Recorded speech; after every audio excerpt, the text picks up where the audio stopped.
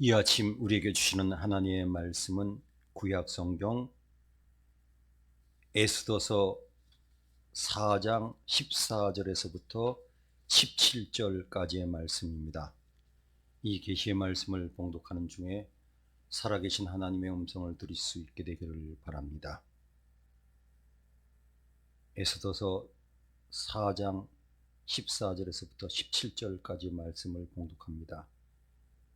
이때 내가 만일 잠잠하여 말이 없으면 유다인은 다른 데로 말미암아 노임과 구원을 얻으려니와 너와 내 아버지 집은 멸망하리라. 내가 왕후의 자리를 얻은 것이 이때를 이함이 아닌지 누가 알겠느냐 하니 에스더가 모르드게에게 회답하여 이르되 당신은 가서 수산에 있는 유다인들을 다 모으고 나를 위하여 금식하되 밤낮 3일을 먹지도 말고 마시지도 마소서. 나도 나의 시녀와 더불어 이렇게 금식한 후에 규례를 어기고 왕에게 나아가리니 죽으면 죽으리이다 하니라. 모두게가 가서 에스더가 명한 대로 다 행하니라. 아멘.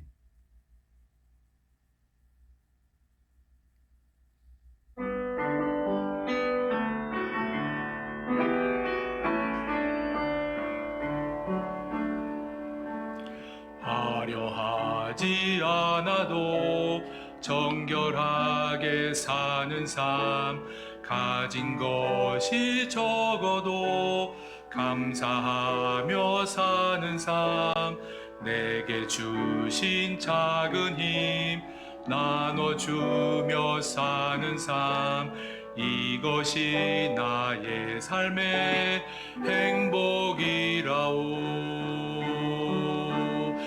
이것이 행복이라오. 세상은 알 수 없는 하나님 선물, 이것이 행복이라오.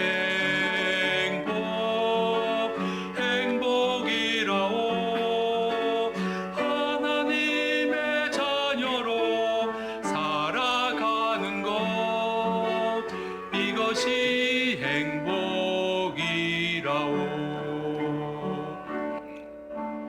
눈물 날 일 많지만 기도할 수 있는 것, 억울한 일 많으나 주를 위해 참는 것, 비록 짧은 작은 삶 주 뜻대로 사는 것, 이것이 나의 삶의 행복이라오.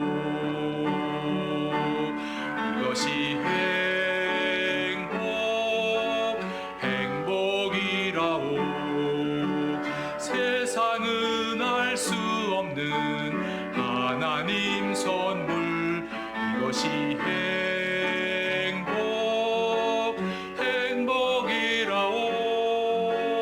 하나님의 자녀로 살아가는 것, 이것이 행복이라오.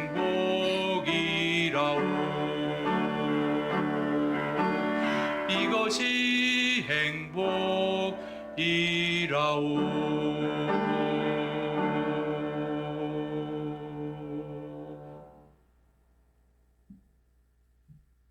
네, 알리는 말씀을 먼저 드립니다. 방역 관계가 바뀌기 때문에 예배 안내를 드리겠습니다. 정부에서 오늘도 다른 것을 또 발표한다 그러지만 일단 7월 1일부터는 새로운 지침이 내려왔습니다. 그러니까 예방 접종을 하신 분들 1차 접종 후에 14일이 경과된 분들은 인원 제한에서 제외됩니다. 그러니까 주사 맞으시고 2주가 지나면 우리 교회 같은 경우는 지금 한 번에 20명까지밖에 예배를 못 드리는데 그 교우들은 예외가 됩니다. 저도 벌써 2주가 지났기 때문에 무 목사님 저 같은 경우는 이미 예외 인원입니다. 그러니까 7월 1일부터 1차 접종 하신 지 14일이 된 분들은 20명 계산에 들어가지 않기 때문에 다른 교인들은 모르지만 그분들은 숫자에 들어가지 않으니까 우리가 그렇게 따지면 2부 예배 같은 경우는 뭐 30명 넘게도 예배드려도 문제가 없습니다. 그것을 보시기 바랍니다. 그 다음 성가대와 소모임들은 지금 진행 과정에 따라서 다시 한번 따라가겠고요. 그 다음 이제 교회에서 언제 접종 받으셨는지를 조사하고 있습니다. 그래야 자료가 되니까요. 그 다음 이제 우리 교회가 처음으로 아주 엄청난 변화를 갖게 되는데요.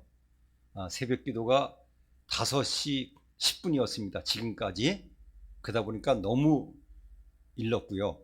5시 반에 하는 교회도 있고 그랬는데 아무래도 이제는 아침 기도회로 바뀌어야 되겠다.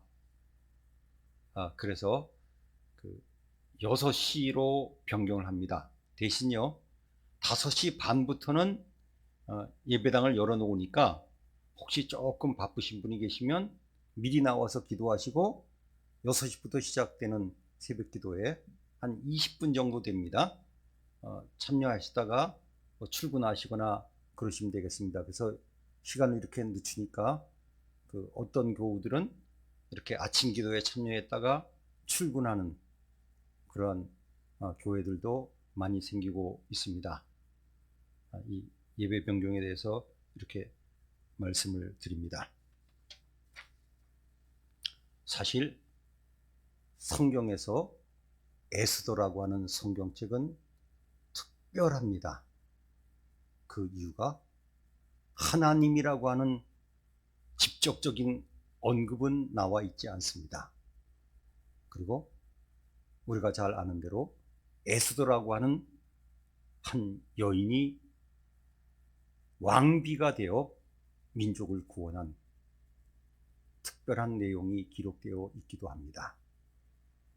그리고 배경이 성경에는 바사라고 기록되기도 했지만 페르시아 궁중에서 일어났던 또 페르시아의 수도였던 수산성에서 일어났던 사건을 기록하고 있습니다.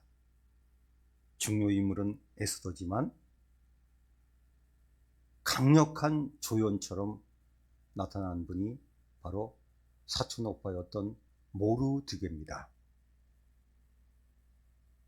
이 책이 중요한 이유를 저는 이렇게 간단히 정의를 내려보았습니다. 하나님의 구원이 일어난 것을 기록한 책이다.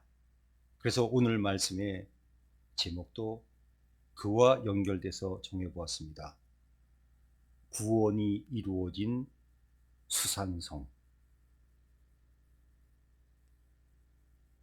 이 페르시아라고 하는 나라는 성경에 인도부터 구스까지라고 기록되어 있는데 지금 나라로 이야기하면 인도부터 시리아, 레바논, 이스라엘 그리고 이집트, 리비아 지역까지 그리고 터키, 그리스 일부 지역까지 다스렸던 그야말로 대제국이었습니다.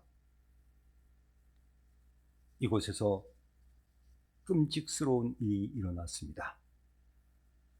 자, 그러면 이 수산성은요, 제가 다녀온 지 오래되었기 때문에 영상은 없고 사진을 보시면서 수산성이 어떤 곳인지를 설명을 드려보겠습니다. 네,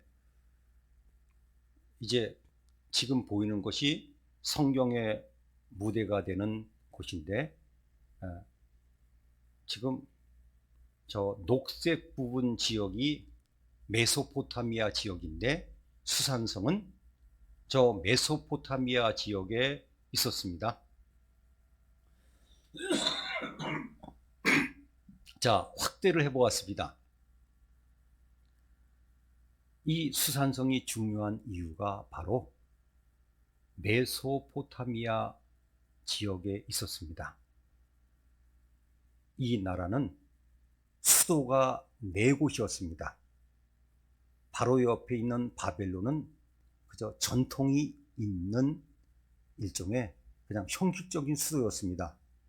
그리고 또 수도가 2개가 있는데 외교 사절을 영접하고 나라의 위세를 부리던 곳은 성경에는 안 나왔지만 페르세폴리스라고 하는 곳이었습니다. 그곳은 지금 지도의 오른쪽 지역에 있습니다. 그리고 이 지역이 너무 더우니까 그들은 어떻게 했느냐, 여름철에는 우리로 말하면 고산지대 그쪽으로 수도를 옮겼습니다. 너무 더우니까요. 그래서 그것은 여름 궁전이었습니다. 그래서 이 페르시아 제국에서 실질적으로 중요한 수도의 역할을 했던 곳이 바로 수산성이었습니다. 그 다음 가보겠습니다. 네, 저 수산성 자리는 지금 고고학 발굴이 어느 정도 이루어졌기 때문에 그곳의 간판입니다. 네, 수산성 자리 간판이 지금 있습니다. 네, 이렇게 생겼다고 하는 안내판입니다. 자, 이곳에서 그 유명한 함무라비 법전이 발견될 정도로 이곳은 오래전부터 이 지역의 중심이 되는 장소였다가 에스더의 시아버지가 되는 다리오 왕 때 수도로 선정이 되었습니다. 지금 보시는 것이 세계적으로 유명한 함무라비 법전입니다. 자, 지금 보시는 것이 바로 페르시아 군인들의 모습입니다. 네, 저렇게 전쟁을 했습니다. 갑옷도 입지 않고. 네, 페르시아 병사들의 모습입니다. 자, 수사 왕궁의 기둥인데 저렇게 멋을 부렸습니다. 저렇게 기둥을 깎아놓고 그 위에 기둥들을 얹은 것이 이제 박물관에 전시되어 있습니다. 자, 원래 찍으면 안 되는데 예전에 갔을 때 발굴이 계속 되는데 무심코 저 사진을 찍었습니다. 찍었다가 뭐 야단이 났지만 그래서 몇 장 그래도 발굴 현장은 원래 찍는 건 아닌데 잠깐 찍었습니다. 예전에 갔을 때 지금도 발굴이 계속되고 있습니다. 네, 여기가 바로 수산궁터입니다. 자, 제가 사진을 찍은 이유는 옆에 서신 분 때문입니다. 저분이 기독교 방송 CBS 현직 사장님이었습니다. 그래서 CBS 기자들이 같이 갔기 때문에 제가 일부러 보여드립니다. 네, 저 성은요, 성이 아니라 프랑스 사람들이 이곳에 와서 발굴을 할 때 발굴단 숙소를 저렇게 거창하게 지어놓고 발굴을 시작했습니다. 제일 어이가 없는 건 예전이니까 그 부근에 있는 벽돌 같은 것을 막 모아가지고 발굴단 숙소를 성처럼 만들었는데 그게 무식한 때니까요, 유적을 파괴한 겁니다. 저거 보세요. 발굴단 숙소로 성을 만들었는데 저 푸릇푸릇한 것들이 옛날 고대 벽돌입니다. 그런 것들을 모아가지고 성을 만들었습니다. 그래서 기록들이 그렇게 남았습니다. 발굴하면서 네, 파괴를 했다. 어쨌건 저것이 바로 성경에 나온 스산 성자리입니다. 또 이곳에 가면 전승에 따라서 다니엘의 무덤이 있습니다. 물론 가묘입니다. 저 벌떡 나와 있는 저것이 다니엘의 무덤입니다. 또 이란 사람들이 유적지라고 찾아와서 쉬고 있습니다. 이란 사람들의 모습입니다. 네, 처음에 갔을 때는 있었는데 그 뒤에 갔더니 지웠어요. 처음에 가서 너무 인상적인 게 다니엘이 사자굴에 던져져 있는 모습을 저렇게 아주 재미있게, 저 사자 보세요. 사자가 눈만 멀끔멀끔 뜨고 있습니다. 엉뚱한 데를 보고. 참 재미있는 그림이라 그래서 사진을 찍어뒀는데, 그 다음번에 갔을 때는 그 그림들을 다 지워버렸습니다. 네, 그곳에 지나가고 있는 강입니다. 저 멀리 보이는 곳이 다니엘의 무덤입니다. 그 다음 이곳에 지하로 내려가면 다니엘의 무덤이라고 하는 가묘가 있습니다. 실제 무덤이 아니라 만들어 놓은 거죠. 그래서 놀러 온 이란 사람들 기념 촬영을 해보았습니다. 네, 후대에 만든 것이지만 그들은 이것을 다니엘의 무덤이라고 가묘로 만들어 놓고 기념하고 있습니다.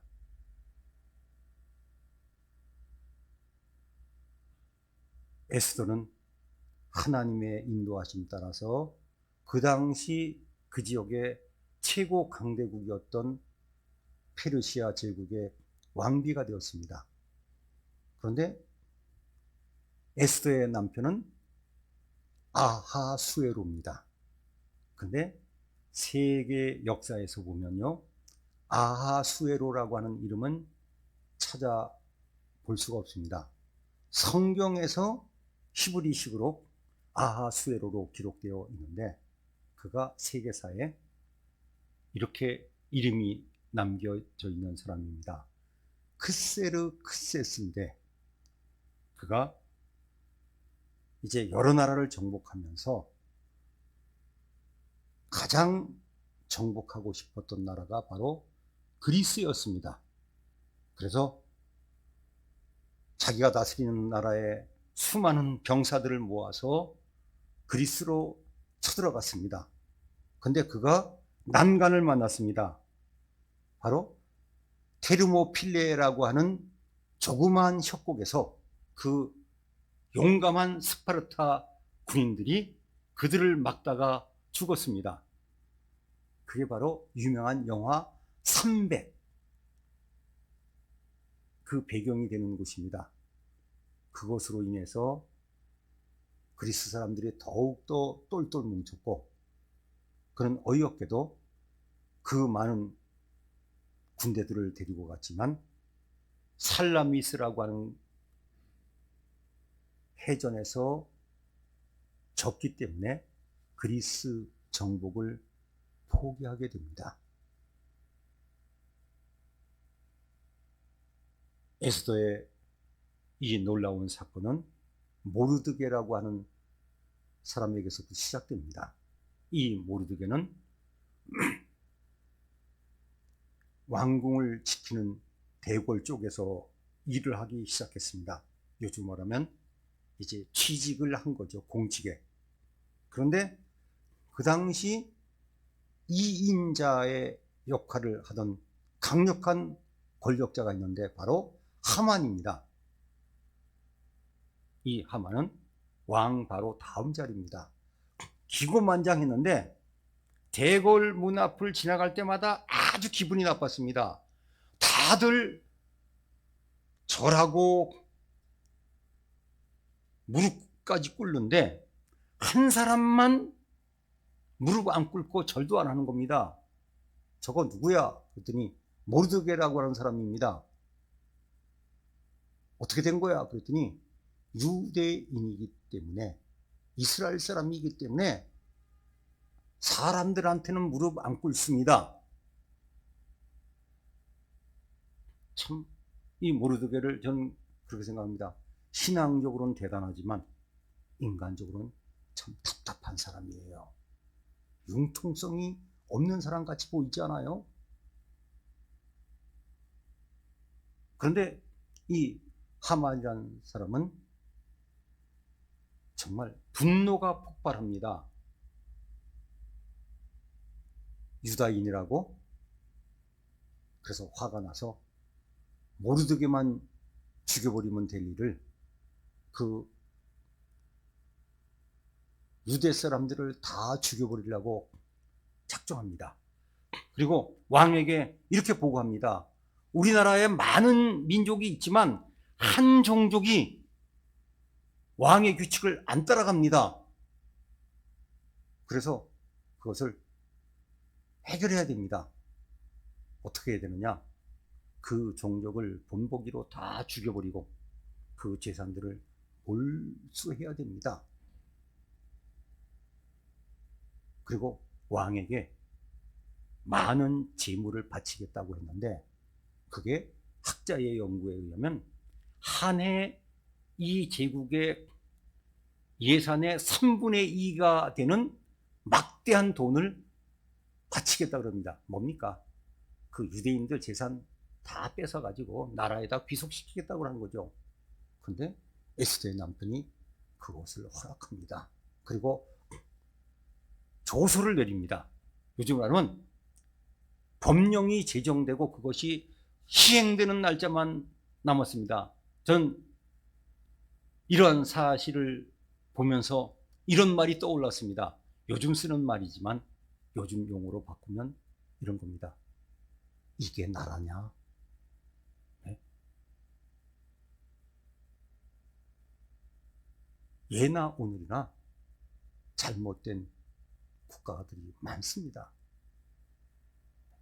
한 사람을 향한 분노가 한 민족을 죽이는 것이 왕의 재가를 받고 시행 직전에 있습니다. 그런데 아무도 몰랐습니다. 왕비가 유다 사람인지 몰랐습니다. 신분을 속였거든요.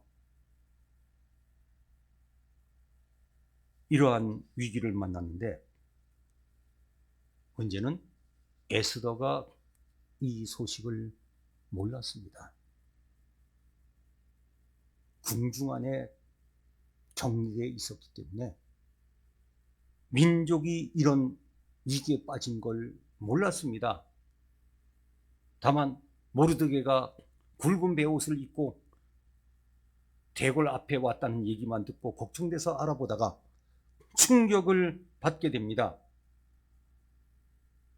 그래서 모르드게는 에스더에게 우리가 잘 아는 대로 부탁을 합니다. 왕에게 이것을 알려서 우리 민족을 살려달라고. 그런데 참 그 시대니까 그렇죠. 에스더가 이야기합니다. 왕비인 나도 허락 안 받고 나아갔다가 왕이 그것을 받아들이지 않으면 나도 죽는다. 나도 왕을 만난 지 한 달이 이미 지났다. 그래서 에스더는 모르드게 오늘 말씀에 기록된 대로 듣고 나도 금식기도 할 테니 수산성에 사는 모든 유대인들을 모아서 기도해달라 그럽니다. 저는 굳이 더 다른 용어로 바꾸고 싶다면 에스더와 유대인들은 요즘으로 표현하면 금식기도 한 게 아닙니다. 단식기도 한 거죠. 먹지 않은 걸 보통 금식이라고 그럽니다. 그런데 물까지 안 마시는 것은 단식입니다. 그래서 금식기도는 비교적 오래 하지만 단식기도는 얼마 길게 가지 않는다 그럽니다. 물을 안 마시니까요. 오늘 우리는 모르드게의 이 유명한 말을 듣습니다. 내가 자신을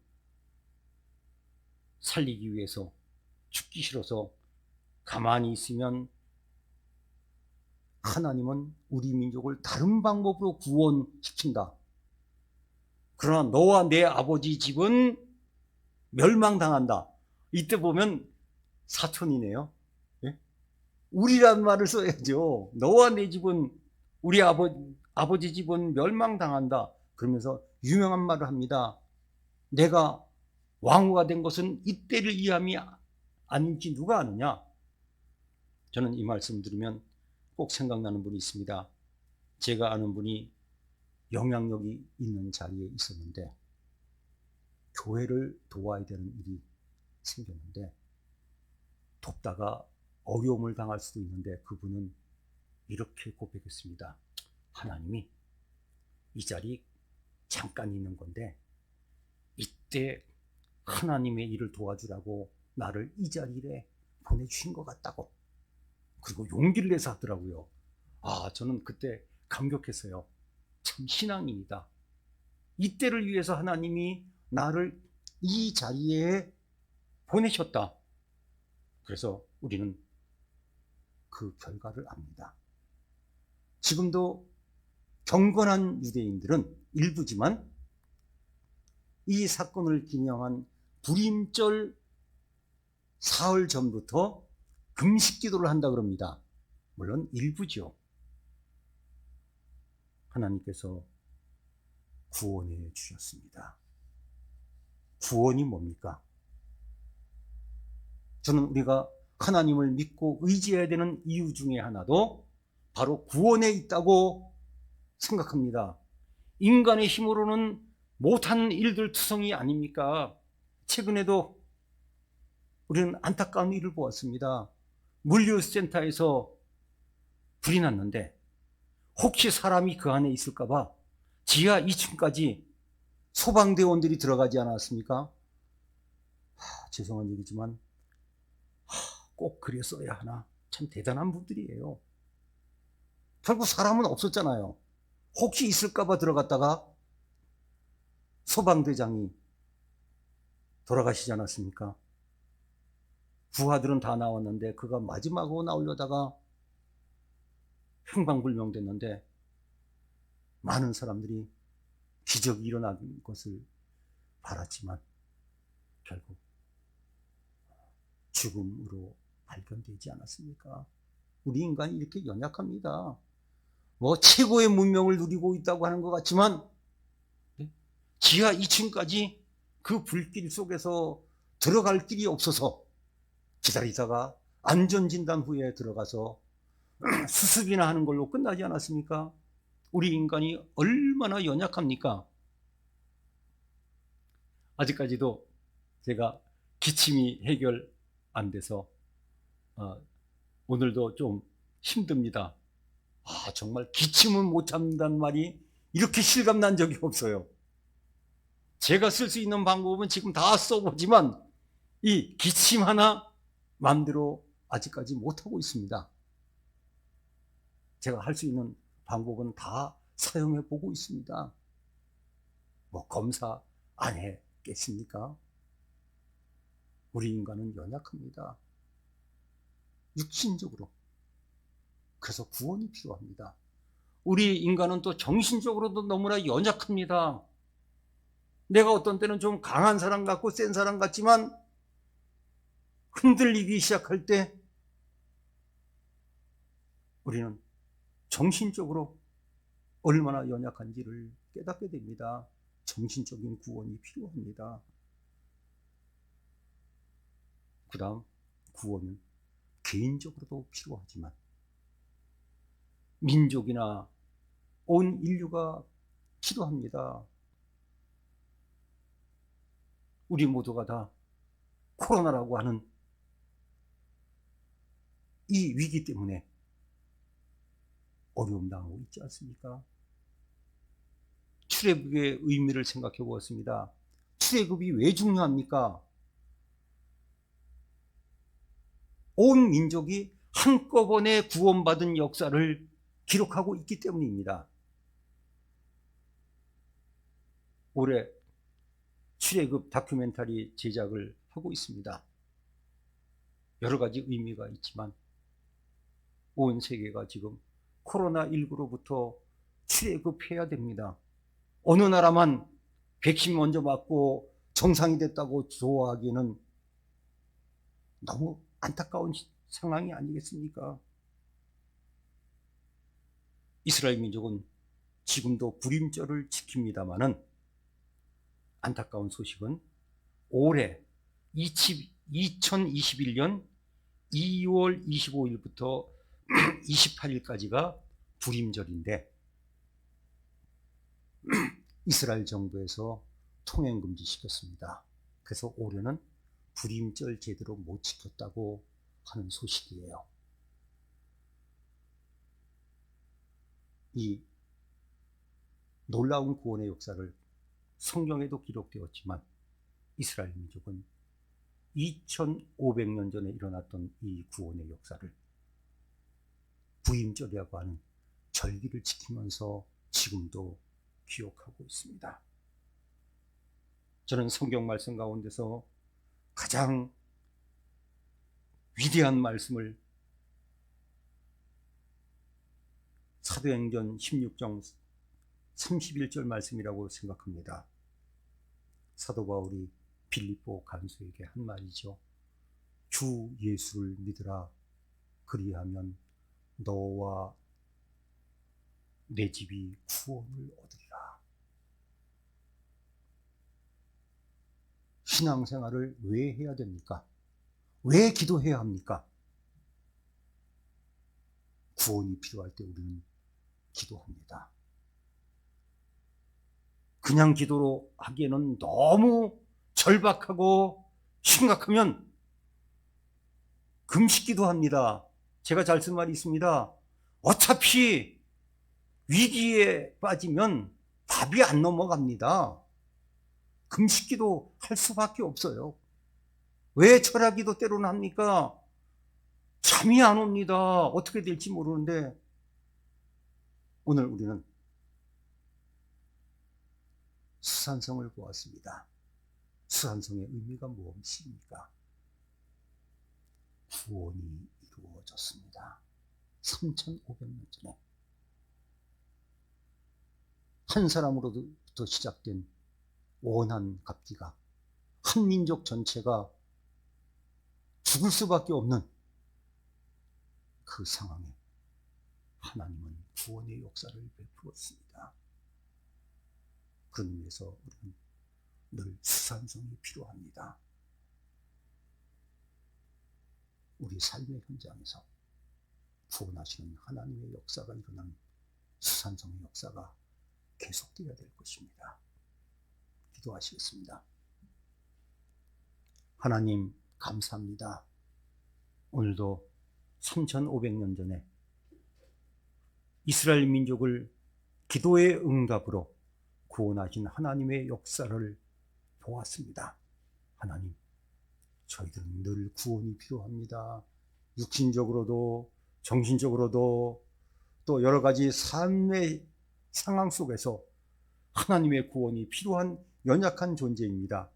하나님의 구원의 역사를 늘 체험하는 수산성이 계속 있게 해 주시옵소서.